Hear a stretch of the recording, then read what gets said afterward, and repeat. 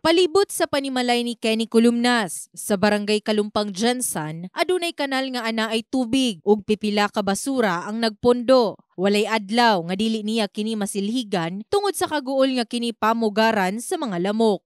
Bisan pa man ang mga balde ug planggana nila, ginasiguro nga walay nagpondo nga tubig. Manglimpyo permanente, ma'am. Limpyuhan ang kanal, ang sulod sa balay, limpyuhan. Wala man pud biya. Ay maintain man, manglimpyo. Arang-arang na lang matud pa karon itandi kaniadto tungod aduna nay gipang construct nga kanal sa ilahang lugar.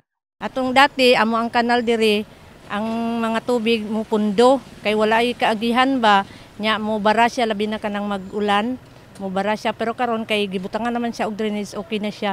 Sa dato sa City Health Office, sugod bulan sa Enero hangtod Abril 1 ning tuiga, nakatala na og 749 ka kaso sa dengue fever ug usa ang dengue-related death.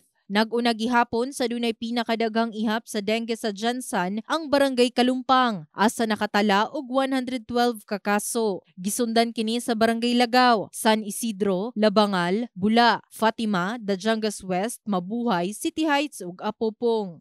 4% usab ang gitaas sa dengue fever cases sa gikaingong mga bulana itandi niaging tuig 2023 sumala pa sa City Health Office.